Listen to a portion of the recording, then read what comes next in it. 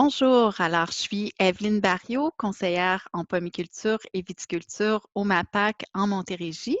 Ça me fait plaisir de vous présenter la prochaine conférence qui va porter sur les espèces menacées et la protection de leur habitat. Je dois vous avouer que c'est un sujet qui me préoccupe particulièrement parce qu'il y a plusieurs experts qui s'entendent pour dire que la crise provoquée par la perte de biodiversité pourrait être pire que la crise qu'on vit actuellement et même que celle engendrée par les changements climatiques.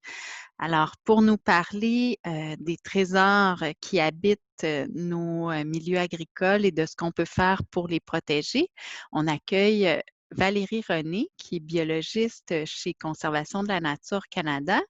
Elle va nous parler des espèces menacées dans notre région et de ce qu'on peut faire pour les protéger tout en continuant nos activités agricoles.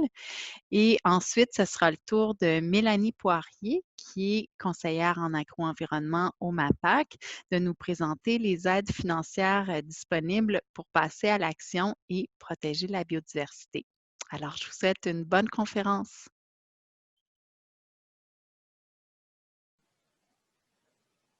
Bonjour à tous, merci d'être là à l'écoute aujourd'hui. Je m'appelle Valérie René, je suis coordonnatrice de projet à l'Organisme Conservation de la Nature Canada.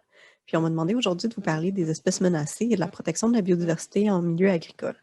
Donc je vais prendre les 20 prochaines minutes pour regarder avec vous quelques espèces qu'on trouve dans ces milieux-là, puis aussi quelques pratiques qui peuvent être mises en place pour mieux cohabiter avec les espèces. Donc, Conservation de la Nature Canada, qui on est? Donc, on est un organisme privé de bienfaisance. On est dans les leaders dans notre domaine au Québec. Puis, c'est un organisme qui a été créé en 1962. Donc, ce qu'on fait depuis ce temps-là, c'est protéger les milieux naturels en terre privée et les espèces qui se trouvent sur ces propriétés-là. Donc, au Québec, on parle de 480 km² qui sont des territoires protégés. Donc, sur ces territoires-là, on retrouve plus de 200 espèces qui sont en situation précaire. Puis les terrains qu'on protège se retrouvent souvent à proximité. Là, on dit que 9 Québécois sur 10 vivent à proximité de nos terrains. Donc, on est principalement actifs dans le sud du Québec. Et nos terrains sont généralement accessibles. Les gens peuvent aller se promener sur nos propriétés. On est classé depuis 8 ans parmi les premiers organismes de bienfaisance par rapport à notre utilisation judiciaire des dons qu'on reçoit. Un petit aperçu ici, une carte qui a été faite en 2018. On voit en orange le territoire agricole désigné au Québec, puis les carrés verts qui sont à différents endroits dans la carte, ça représente les propriétés protégées par Conservation de la Nature. Donc, plus le carré est gros, plus la propriété concernée est grande. Donc, on voit quand même qu'on a une diversité d'habitats un peu partout dans le sud du Québec. Puis que plusieurs de ces terrains-là se retrouvent en zone agricole. Donc, la même carte ici, mais avec seulement les propriétés qui sont directement dans les terres zonées agricoles. Donc, ça se retrouve à être environ 30% des propriétés que l'on a protégées qui sont vraiment en zone agricole. Donc, sur ces propriétés-là, il y a différentes activités qui peuvent se passer. Parfois, c'est des terres qui sont zones agricoles, mais que ça reste des milieux naturels, donc qui n'ont pas encore été exploités. Mais il y a certains cas aussi, on va retrouver du pâturage ou de la culture de foin sur nos propriétés. Donc, disons qu'on a une certaine habitude à cohabiter avec les producteurs agricoles sur nos propres terrains. C'est quelque chose qu'on encourage parce que le maintien de ces habitats-là agricoles, c'est propice à la biodiversité, puis il y a des espèces qui ont besoin d'avoir ce type d'habitat-là pour prospérer. Donc, c'est ce qu'on va voir dans la prochaine partie. Donc, en fait, quand on parle de milieu agricole, on fait référence à plusieurs types d'habitats qui se trouvent sur une terre qui peut être agricole. Donc, évidemment, il y a les champs ouverts, cultivés, les milieux très ouverts. Mais on va aussi parler des ruisseaux qui vont passer soit au travers, à côté ou en aval du terrain. Les rivières, évidemment, mais aussi les friches, les milieux humides, puis les forêts. Donc, c'est tous des types d'habitats qui se retrouvent quand on regarde le paysage agricole. Puis, je vais prendre chacun de ces habitats-là, vous présenter les espèces qui se trouvent dans cet habitat-là, puis les pratiques particulières à chacun. Donc, commençons tout de suite avec les champs. Donc, dans les champs, c'est des milieux ouverts. Souvent, ce qu'on va retrouver, c'est plusieurs sortes d'oiseaux. Donc, ici, je vous présente l'hirondelle rustique, le goglu des prés, puis la sturnelle des prés. C'est vraiment, il y a certaines espèces, bon, l'hirondelle va nicher dans des structures, mais le goglu des prés, lui, va nicher directement au sol dans les champs, généralement de foin. Donc, c'est toutes des espèces qui sont en situation précaire. On retrouve aussi le monarque, qui est un bon représentant des pollinisateurs. Le monarque est une espèce menacée à l'échelle nord-américaine, là, avec les grandes migrations, qui est connu pour ses grandes migrations. Donc, il est un bon représentant, mais on va retrouver aussi d'autres types de pollinisateurs qui ne sont pas nécessairement menacés, mais qui vont aussi être tout aussi importants pour la biodiversité. Donc, un des éléments avec les oiseaux qu'on trouve en milieu agricole, c'est qu'ils vont souvent s'alimenter d'insectes. Donc, autant ça fait des bénéfices pour les agriculteurs, c'est-à-dire qu'ils vont consommer des ravageurs qui peuvent être nuisibles, mais aussi le fait qu'on utilise des insecticides diminue cette source d'alimentation-là pour eux, donc vient réduire les chances de survie des individus. Donc, les actions que je vous propose pour aider à favoriser puis mieux cohabiter avec ces espèces-là, en premier, ce serait d'adapter les pratiques de fauche. On pense surtout au foin, mais ça pourrait être applicable dans d'autres cultures aussi. Donc, on parle des choses très simples comme faucher de l'intérieur vers l'extérieur du champ. Comme ça, on permet à l'oiseau ou à l'animal de se déplacer vers l'extérieur du champ et de ne pas être pris au centre une fois que la machinerie fauche le dernier bout, la dernière section du champ. On va penser aussi à élever la hauteur de la fauche, c'est-à-dire ajuster la machinerie pour que la coupe se fasse à 15 cm du sol. Ça va permettre que certains individus qui n'ont pas le temps de s'enfuir face à la machinerie ou s'il y a une présence de nid, bien, ça donne une chance à l'individu, aux œufs, de survivre et de ne pas être abîmé par la machinerie. Le troisième élément pour la fauche, ce serait, quand c'est possible, de faire les fauches après la mi-juillet, parce que souvent les oiseaux comme le goglu des prés qui nichent directement au sol dans les champs, les oisillons vont être au nid à peu près jusqu'à cette période-là de mi-juillet, mais quand on attend après cette période-là, bien, les oisillons de l'année sont partis, donc il n'y a plus de danger pour eux. Les autres types d'actions qui peuvent être faites, c'est de maintenir une zone tampon en bordure du champ qui serait sans pesticides. Non seulement ça aide à la qualité de l'eau, mais aussi ça permet d'avoir en bordure des champs des habitats, un peu plus d'insectes, un peu plus de sources de nourriture pour ces espèces-là. Donc, ça crée, et aussi pour les pollinisateurs, ça va permettre d'avoir plus de fleurs là, si on diminue les herbicides. Donc, on a plusieurs bénéfices à ce niveau-là. Puis finalement, là, une des propositions aussi que je vous fais, c'est d'établir des haies brise-vent. Non seulement ça a des bénéfices pour la culture en la protégeant des vents puis des températures extrêmes, mais aussi ça va créer des perchoirs pour les oiseaux, pour les rapaces aussi, que ça va leur permettre d'être en hauteur pour trouver leur proie. Donc, les haies brise-vent, ça crée vraiment des habitats pour cette faune-là qu'on cherche à favoriser au champ. Passons maintenant au prochain habitat. Donc, on a les ruisseaux. Donc, les ruisseaux, là, j'ai un exemple ici qui est plus en milieu forestier, mais on peut aussi penser que parfois, en aval de votre terre, il va y avoir un ruisseau qui va passer. Puis, on va peut-être vouloir penser à protéger ces habitats-là parce que souvent, c'est l'habitat de salamandres. Donc, dans le sud du Québec, on a à peu près une dizaine d'espèces de salamandres qui se retrouvent dans les ruisseaux. Donc ici, je vous présente la salamandre sombre du nord et la salamandre sombre des montagnes. Il y a également la salamandre pourpre qui est très présente en Estrie. Donc, c'est des espèces les salamandres, c'est des amphibiens, donc elles vivent à moitié dans l'eau, à moitié sur la terre ferme, donc elles ont besoin vraiment d'avoir un habitat d'eau de qualité pour pouvoir se reproduire, se nourrir et se cacher, passer l'hiver sous la glace. Donc, plusieurs malheureusement, de nos salamandres qui sont aussi des espèces bio-indicatrices parce que, étant une majorité de leur vie dans l'eau, ils vont être facilement affectés lorsque la qualité de l'habitat est dégradée ou que la qualité de l'eau est mauvaise. Donc, quand on voit une disparition de ces espèces-là, c'est un signal qu'il y a un problème avec le milieu dans lequel elles sont. Donc, pour aider à favoriser ces espèces-là, on va parler de végétaliser les bandes riveraines de ruisseaux, c'est-à-dire de conserver une bande de végétation qui va être autant un habitat pour les salamandres, mais aussi va faire de l'ombre sur le cours d'eau puis garder l'eau plus fraîche parce que les températures élevées sont nuisibles pour ces espèces-là. Donc, en conservant une bande de végétation et de couverts d'arbres, mais aussi des roches qui peuvent faire certains abris, on vient leur créer un habitat qui est favorable. Puis aussi, un des éléments qui est souvent oublié, c'est de s'assurer, lorsqu'on a besoin d'aménager une traverse sur un ruisseau ou un cours d'eau, c'est s'assurer que la traverse, la façon qu'elle est conçue, la façon qu'elle est installée, permet aux espèces comme les salamandres de passer au travers de la structure, donc de pouvoir soit remonter ou descendre la structure selon leurs déplacements puis leurs besoins à ce moment-là. Fait qu'on va vouloir que le ponceau, par exemple, soit au même niveau que le cours d'eau, qu'il ne soit pas trop haut ou trop élevé. Donc, on va vouloir que la structure soit adaptée et qu'à l'intérieur même de la structure, parfois, il y a certains abris, puis ça facilite les déplacements des animaux comme les salamandres. Donc, si on va un peu plus grand, ensuite, on a les rivières, qui sont un habitat qui est quand même très fréquent dans les paysages agricoles. On va penser aussi à plusieurs espèces en situation précaire. Donc, évidemment, en premier, on aurait les poissons. On a quelques espèces, là, je mentionne le ménéderme et le dard de sable, par exemple, qui sont des cyprins, des petits poissons, qui vont souvent être indicateurs de l'état de santé du milieu. Mais on a aussi dans le milieu plus riverain, on a certaines tortues qui vont être en situation précaire. Donc, on pense à la tortue molle à épines, qui est comme sur la photo dans la région du lac Champlain, de la rivière au Brochet. Donc, cette espèce-là qui est presque entièrement aquatique va se retrouver près des cohabites avec les habitats agricoles. Mais on a aussi la tortue géographique qui va être un peu plus répandue, qu'on va retrouver dans le lac des Deux-Montagnes et aussi dans la région du lac Champlain. Donc, on va avoir de façon un peu plus large qui vont utiliser les habitats en rive et la rivière elle-même pour se déplacer.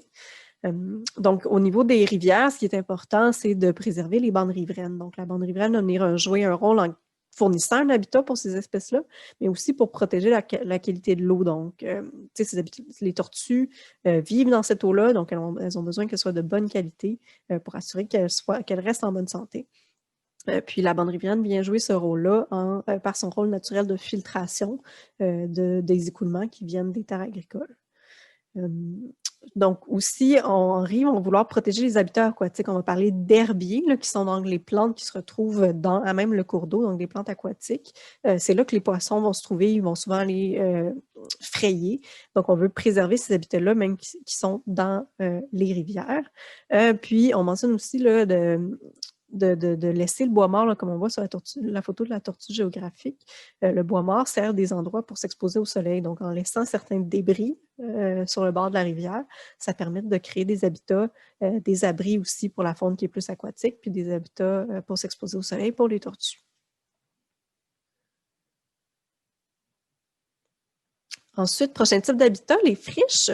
C'est un habitat souvent qui est considéré comme peu productif, mais de plus en plus, on se rend compte que ça abrite vraiment une grande diversité d'espèces. Puis, vu que l'habitat est considéré comme peu intéressant par l'humain, souvent, on ne les valorise pas, puis il en reste peu. Alors que ça va être des habitats qui vont être utilisés, par exemple, par certains oiseaux, comme les bouts des marais, ça lui permet de donner des endroits où chasser, ou les couleuvres, qu'ils vont retrouver des roches au travers de ça, puis on va pouvoir s'en servir pour se réchauffer, vu que c'est des animaux à sang froid. Puis on va aussi trouver une espèce, là, particulièrement dans la région d'Huntington, la paruline à ailes dorées, qui est un oiseau qui a besoin qu'il niche dans ces friches-là. Donc, ce n'est pas les seules espèces qu'on retrouve, mais c'est peut-être les plus marquantes là, au niveau des espèces en situation précaire. Donc, ce qu'il y a à faire dans ce type d'habitat-là, mais en fait, c'est bon, premièrement, de ne pas sous-estimer la valeur écologique d'une terre qui est en friche. Ça représente vraiment une belle biodiversité. Puis je vous propose aussi, là, j'ai quelques images de nichoirs et d'abris qui peuvent être aménagés pour la faune. Là, dans celle au centre, on voit un nichoir à cristal d'Amérique, qui est un petit rapace qui peut chasser différents insectes, différents petits mammifères. À droite, on a un nichoir à chauve-souris que je n'ai pas mentionné encore, mais on a plusieurs espèces de chauves-souris en situation précaire au Québec. Puis les nichoirs à chauve-souris, dans les friches, dans les milieux plus ouverts, celui-là en particulier est chauffé. Donc, ça aide ces espèces-là à passer à travers des saisons. Puis en bas, à droite, on voit un nichoir plus adapté pour l'hirondelle bicolore et le merle bleu d'Amérique. On peut parler aussi d'avoir des plantes mellifères dans ces habitats-là aussi ne sont pas naturellement présentes. Là, la verloge d'or est une plante qui est extrêmement intéressante pour les pollinisateurs qui, eux, fournissent de la nourriture pour d'autres espèces d'oiseaux. Donc, en gardant des plantes à fleurs dans les milieux ouverts, ça va vraiment aider toute une chaîne alimentaire qui permet de préserver la biodiversité de ces milieux-là. Ensuite, les milieux agricoles vont souvent cohabiter avec des milieux humides. Là. Par milieu humide, on entend autant des endroits où on va avoir de l'eau libre, comme ici, là, qu'on va parler plus de marais, de marécages, mais aussi souvent en Montérégie, il reste quelques tourbières, donc des milieux parfois plus forestiers, parfois plus ouverts, mais où on va retrouver une couche importante d'humus, là, des terres noires, en fait, ça vient de là. Donc, les milieux humides peuvent prendre différentes formes. On ne les voit pas toujours de l'eau exposée, mais c'est des sols qui restent imbibés d'eau. Puis, il y a vraiment des espèces qui sont spécifiques à ces milieux-là. Là, on va penser à la grenouille des marais, la salamandre à quatre orteils, puis le petit blongeon qui va être plus dans les marais un peu plus ouverts, qui va nicher dans les grandes herbes hautes dans les marais où il y a de l'eau libre. La première chose à faire souvent pour les milieux humides, en fait, c'est de les laisser intacts. Ces milieux-là sont souvent vus comme peu productifs au niveau économique et humain, mais c'est vraiment des habitats extrêmement importants pour la biodiversité, mais aussi pour leur capacité d'éponge. Donc, ils réduisent les inondations, ils viennent filtrer l'eau aussi. Donc, c'est des milieux qui vaut vraiment la peine de préserver et qui ont été largement sous-estimés dans le passé. Mais pour aider ces milieux-là à se maintenir puis à être en bonne santé, donc un des éléments, c'est de lutter contre les plantes exotiques envahissantes. Donc, on va parler des espèces comme le phragmite, là, qui est aussi appelé le roseau commun, et le nerf brun cathartique, le nerf brun bourdaine, qui est un arbuste. Ces deux espèces-là sont particulièrement présentes dans le sud du Québec, puis viennent complètement chambouler la végétation en place dans ces milieux-là. Ils viennent la remplacer, puis on se retrouve avec des milieux avec juste une seule espèce qui ne permettent plus aux espèces fauniques de retrouver de quoi s'alimenter et des habitats qui leur conviennent. Donc, quand on peut lutter contre ces espèces-là, ça veut dire éradiquer, qu'on en trouve, arracher les espèces ou les couvrir de bâches, ça vient vraiment aider les milieux humides. Puis, l'autre élément, ce serait de conserver des zones tampons autour du milieu humide parce que même s'il y a une capacité de filtration, puis d'eux-mêmes tempérer, puis d'améliorer la qualité de l'eau, mais ça reste quand même des milieux fragiles, puis les espèces comme les amphibiens qui se retrouvent dans ces milieux-là, si le milieu est contaminé par une surcharge de produits, que ce soit des pesticides ou des engrais, peuvent être affectés. Puis, on va causer dommage à ces espèces-là qui n'ont plus leur habitat intact et en santé.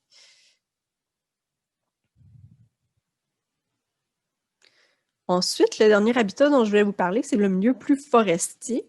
Donc, il y a beaucoup de terres agricoles au Québec qui sont forestières, mais en zone agricole. On peut penser aussi à la sériculture qui a lieu sur ces propriétés-là. Là, c'est pas ce type d'habitat-là qu'on présente dans la photo, mais on peut penser aux érablières également.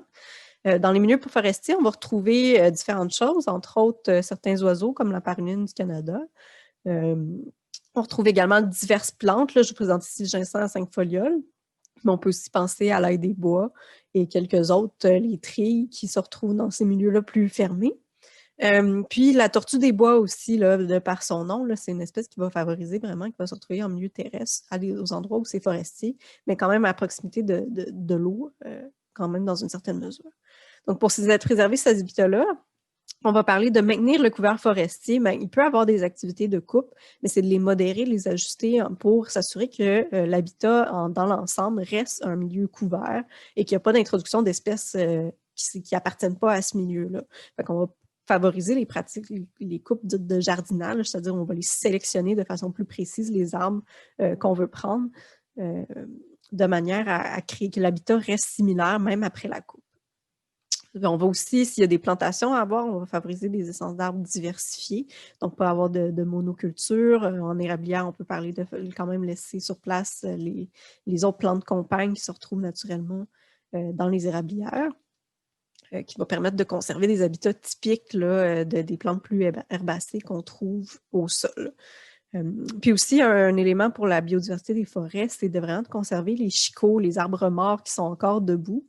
Puis les branches qui tombent au sol, c'est vraiment le début d'une nouvelle chaîne alimentaire. Par leur décomposition, ça permet d'avoir des champignons qui, eux, vont être mangés par des insectes. Le bois va parfois être mangé par des insectes qui, eux, vont nourrir d'autres animaux comme des pics. Puis on vient tout créer un écosystème juste en laissant du bois qui est mort dans la forêt. J'ai terminé la section sur les habitats et les différentes espèces qu'on y trouve, mais je voulais prendre le temps de vous présenter cette notion, la notion suivante, qui est celle des corridors écologiques. En fait, dans l'image qu'on voit, je vous porte votre attention sur les cercles verts, qui sont des milieux, qui sont aussi des milieux forestiers, qui sont plus qu'on peut appeler des noyaux de conservation, qui vont être bénéfiques aux espèces qui aiment ces milieux-là fermés. En fait, ce qu'on voit par les flèches qui est représenté, qui passent dans des bandes de forêt plus étroites, ce sont des corridors. En fait, le point que je veux amener, c'est que dans les milieux agricoles, quand on parle de bandes riveraines, quand on parle de haies brise-vent, c'est des opportunités extrêmement intéressantes pour créer des corridors comme ceux-ci entre différents noyaux qui, eux, peuvent être préservés, qui peuvent être gardés intègres. Mais en créant ces liens-là, en profitant des opportunités le long des cours d'eau, puis des haies brise-vent, on vient maintenir une connectivité. Puis ce que ça fait, cette connectivité-là, en fait, c'est que ça permet à une espèce qui est prise dans son noyau, normalement, si le milieu change, si les ressources deviennent moins disponibles, ça lui permet de se déplacer, puis d'aller se rendre à un autre habitat qui, lui, va être plus propice, puis va permettre de se multiplier. Donc ça, c'est applicable à toutes sortes d'espèces, puis à différentes échelles aussi, à autant des échelles très petites que pour des grands mammifères. C'est une idée à conserver, puis d'avoir cette mosaïque d'habitats-là, comme ce qu'on voit à l'écran. Ça permet vraiment d'aller chercher tous nos habitats que je vous ai présentés, les champs, les friches, les cours d'eau. Donc, ça vient tous les rattacher ensemble, ces milieux-là, puis créer des paysages qui sont plus diversifiés. Puis parce que le paysage et l'écosystème lui-même est plus diversifié, on va se retrouver à favoriser une multitude d'espèces, et dont nos espèces menacées, puis leur fournir des sources de nourriture que pour elles-mêmes avoir un habitat propice. Puis ça va être d'autant plus important dans le futur en considérant les changements climatiques. Les espèces vont avoir besoin de se déplacer, ils vont avoir besoin de trouver des nouveaux habitats qui leur conviennent mieux. Donc, cette notion-là de corridor est toujours à garder en tête, de voir quel lien on peut faire en différents endroits sur le territoire, sur votre propre terrain. C'est une notion qui est quand même à garder en tête là, quand on planifie des interventions. Un petit résumé de ce que je vous ai présenté. Donc, le milieu agricole et les habitats à proximité, ça abrite une importante diversité d'espèces, dont plusieurs espèces en péril. Donc, c'est vraiment un élément à prendre en compte lorsqu'on gère un terrain agricole. Je vous fais un petit résumé rapide des pratiques dont je vous ai présentées pour protéger les espèces et les habitats. Donc, conserver les milieux intacts, c'est-à-dire les zones humides, les friches, les bandes riveraines, les milieux boisés, de les garder, ceux qui sont déjà là, les conserver le plus possible intacts, de lutter contre les plantes envahissantes pour permettre à ces milieux-là de continuer à être tels qu'ils sont, d'installer des nichoirs et des abris pour donner un coup de pouce à certaines espèces comme les chauves-souris, puis les oiseaux. En milieu plus forestier, on va essayer de favoriser une diversité d'essences d'arbres, de maintenir un couvert forestier, puis de conserver les arbres morts, le bois mort. Dans les rivières, ou en bordure des rivières, on va penser à végétaliser les bandes riveraines, puis à laisser le bois mort sur les rives. Au niveau des ruisseaux, on va penser à aménager des traverses qui vont respecter la connectivité aquatique, aussi de conserver un couvert forestier sur ces ruisseaux-là. Puis enfin, au niveau des champs, on va penser d'adapter les pratiques de fauche, de maintenir des zones tampons, puis je reviens encore aux haies brise-vent qui peuvent avoir de multiples avantages. Donc, je vous remercie d'avoir passé ces quelques minutes avec moi. Si jamais vous avez des questions, ça va me faire plaisir. Mes coordonnées sont à l'écran. Bonjour tout le monde!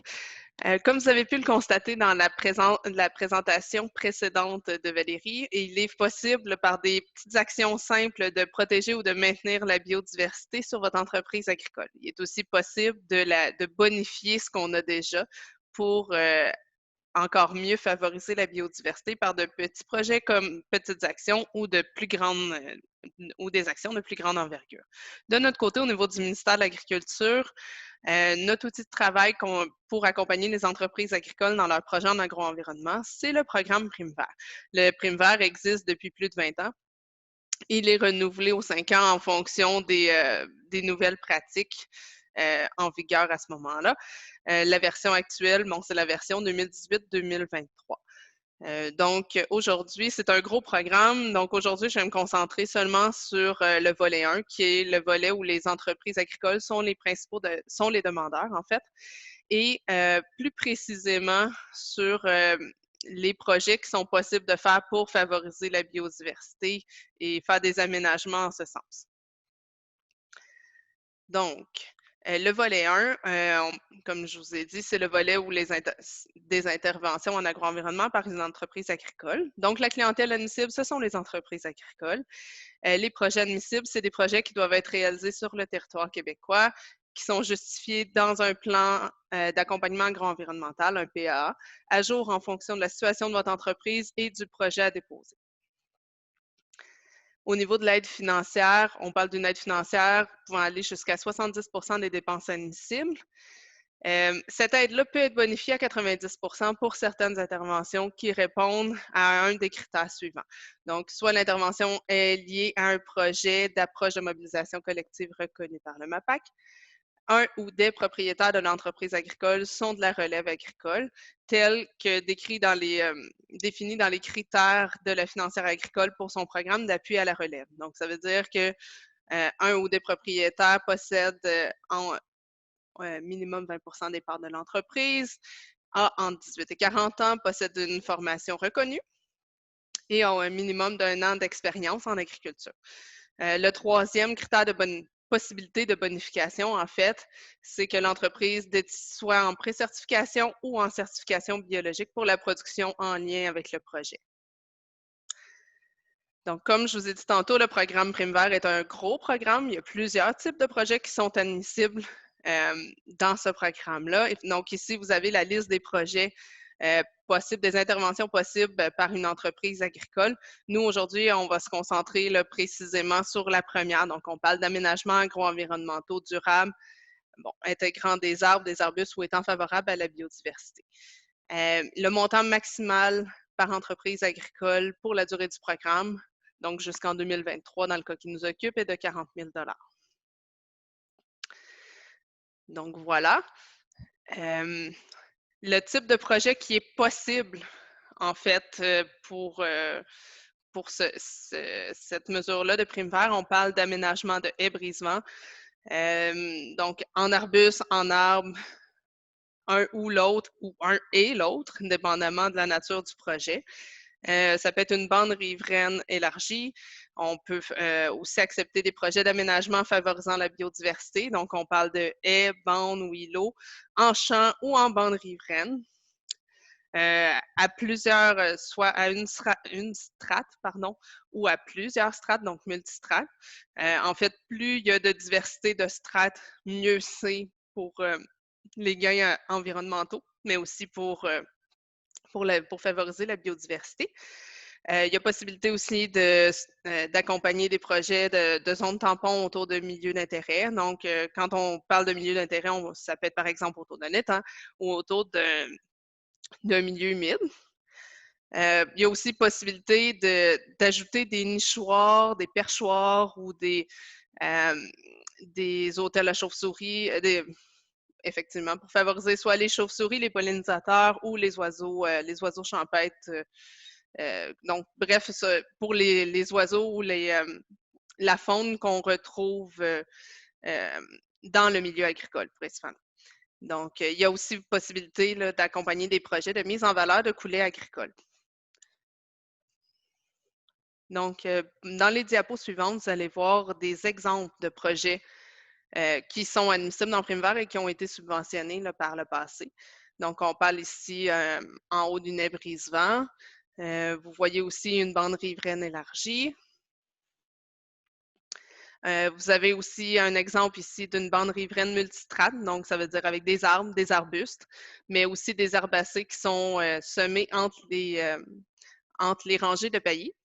Il y a aussi possibilité d'implanter, ici vous voyez une bande fleurie implantée au travers d'un verger, donc pour favoriser la pollinisation, favoriser les pollinisateurs, mais aussi la pollinisation, on voit un gain aussi au niveau de la productivité du verger, ça peut être aussi pratique de ce côté-là. Donc, vous voyez aussi une haie boisée aménagée là, en bas, aménagée pour améliorer la connectivité du milieu, donc pour créer ce qu'on appelle un corridor phonique pour permettre à la faune de se déplacer d'un milieu à l'autre. Aussi, le type de projet admissible, autre élément admissible en fait dans ce volet-là de Prime Vert, Ce sont des projets de taille et de regarni.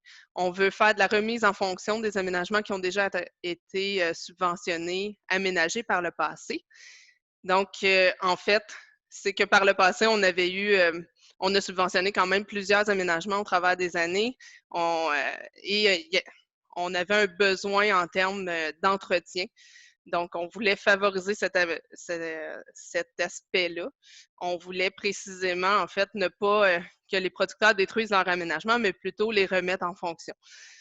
Donc, il y a possibilité de subventionner là, pour tailler des haies ou faire du regarni. Donc, ça veut dire abattre les arbres morts, les frênes malades, entre autres, les frênes atteints par la grille, ou les arbres morts et moribonds. Et regarnir, donc remplacer par des nouveaux arbres. Donc, ici, ce sont des possibilités. Voilà, j'ai fait le tour du type de... C'est un gros résumé, donc j'ai fait le tour de ce qui est possible de faire au niveau de cette intervention-là de Primevère. Mais si jamais vous avez des questions, vous avez les coordonnées ici. En Montérégie, en fait, on est 2 à travailler dans ce type d'intervention-là. Il y a moi, Mélanie, mais il y a aussi ma collègue Elisabeth Lefrançois, donc vous avez aussi ses coordonnées. Donc, je vous remercie beaucoup. Bonne journée.